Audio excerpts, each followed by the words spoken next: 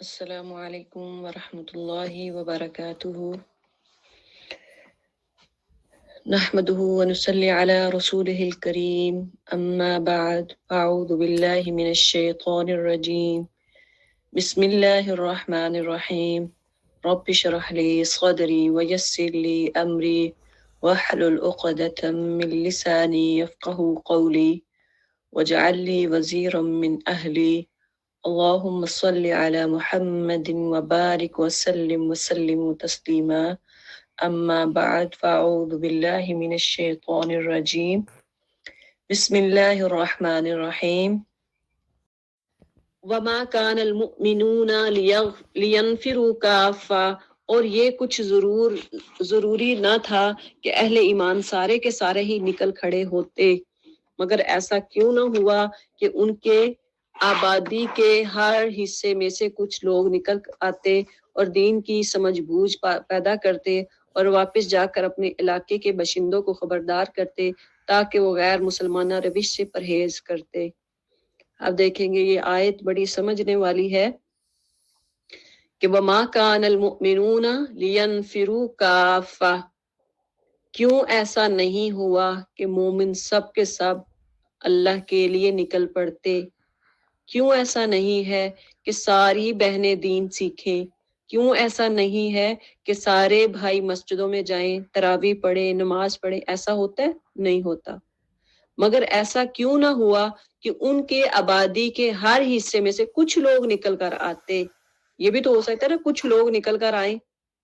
کچھ ہی لوگ نکل کر آئیں اور دین کی سمجھ پیدا کرتے، لیتفقہوا فی الدین، یعنی دین میں سمجھ بوجھ رکھتے۔ اللہ کہہ رہے ہیں کیوں نہ ایسا ہوتا، کیوں نہیں ایسا ہوا۔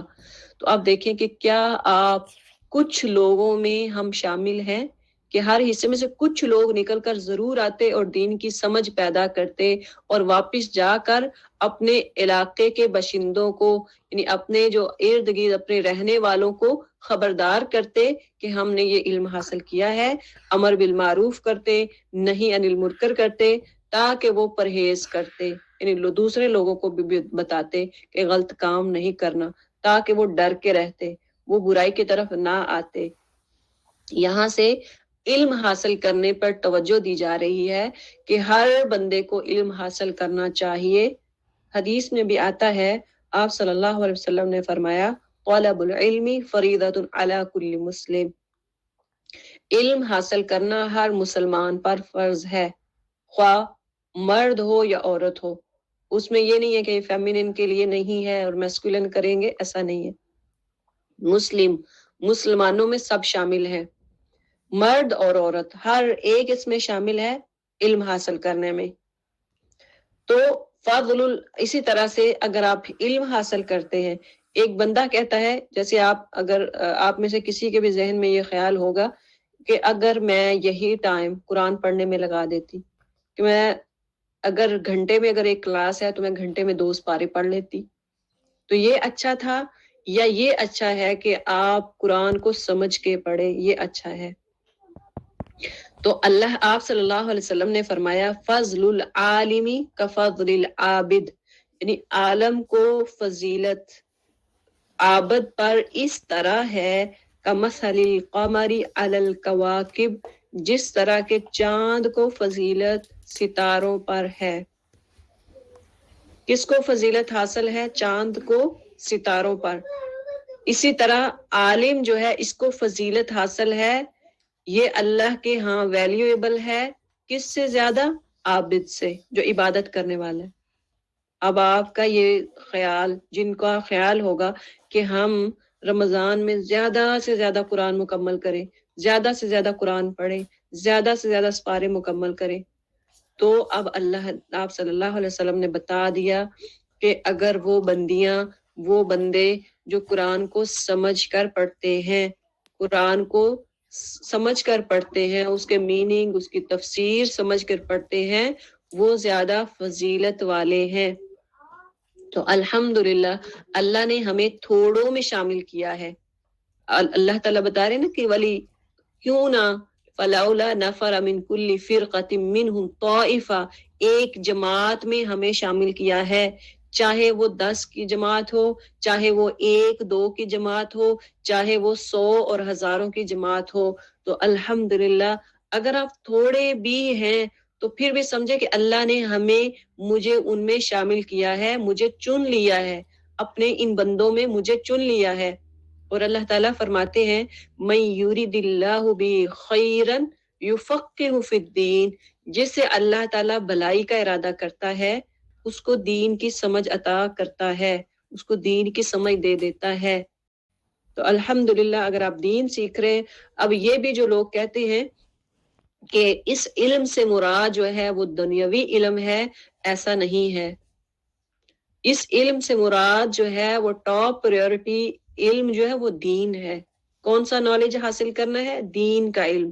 ٹھیک ہے آپ کو کوئی نالج بھی ہونا چاہیے، لیکن ریویل نالج جو ہے اس کی ٹاپ پریورٹی ہونی چاہیے،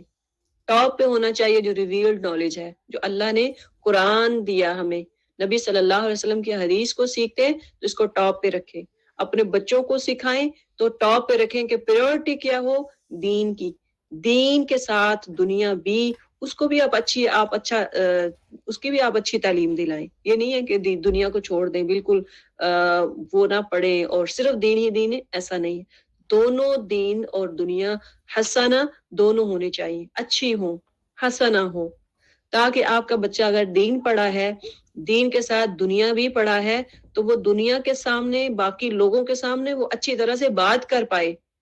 ہو سکتا ہے کہ جو بات میں نہیں صحیح طریقے سے سمجھا سکتی، اگر وہ بچے جو دنیا کی بھی ڈگریز جن کے پاس ہیں اور جن کی دین کی بھی ہیں، تو وہ اچھے طریقے سے دوسرے لوگوں کو سمجھا پائیں۔ تو اس لیے دونوں نالج جو ہیں وہ دونوں ضروری ہیں، لیکن ٹاپ پریورٹی کس کی ہو؟ دین کی ہو۔ اسی طرح سے حدیث میں آتا ہے من سلک طریقا یلتمس فیہ علما سہل اللہ لہ طریقا فی الجنہ، جو کوئی دین کے راستے پہ چلنا شروع کر دیتا ہے، دین کا راستہ یعنی علم حاصل کرتا ہے، سہل اللہ لہ طریقا فی الجنہ، اللہ اس کے لیے جنت کا راستہ آسان فرما دیتا ہے۔ تو الحمدللہ اللہ نے ہمیں ان میں چنا ہے، تو اللہ کا شکر ہے، اللہ ہمیں استقامت دے، اللہ ہمیں اس پہ قائم رہنے کی توفیق عطا فرمائے، اور ساتھ ہمیں امر بالمعروف کی توفیق دے، لوگوں کو کہتے رہیں کہ آؤ دین سیکھو، آؤ قرآن سیکھو۔ اگر کوئی نہیں سیکھتا، آپ کا کام ہے کہہ دینا۔ اسی طرح اگر کوئی برائی کرتا ہے، آپ دیکھ رہے ہیں کہ آپ کے ارد گرد کوئی برا کام ہو رہا ہے، اسے منع کریں۔ اگر کوئی رسم و رواج کر رہا ہے، ہم دیکھیں کہ اگر آپ دین صرف نماز روزے زکوٰۃ کی بات کریں گے، ہو سکتا ہے وہ آپ کی بات مان لے کہ ٹھیک ہے، لیکن جب آپ کمپلیٹ شریعہ کی بات کریں گے، تو اگر آپ کسی کو شریعہ کو فالو کرنے کو کہیں گے، پوری کو لیں، پوری شریعہ کو فالو کریں، پھر ہو سکتا ہے کچھ ایسی باتیں جیسے کہ رسومات ہیں، اس سے بچنا کتنا مشکل ہوگا ان لوگوں کے لیے جو رسومات کرتے ہیں۔ آپ کا کام ہے کہنا، باقی اللہ پہ چھوڑ دے۔ یا ایھا الذین آمنوا قاتلوا الذین یلونکم من الکفار، اے لوگوں جو ایمان لائے ہو، جنگ کرو ان منکرین حق سے جو تم سے قریب ہیں، اور چاہیے کہ وہ تمہارے اندر سختی پائیں، اور جان لو کہ اللہ متقیوں کے ساتھ ہے۔ اللہم وبحمدک، نشہد ان لا الہ الا انت، نستغفرک ونتوب الیک، وصلی اللہ علی خیر خلقہ محمد وآلہ واصحابہ اجمعین، آمین آمین یا ارحم الراحمین۔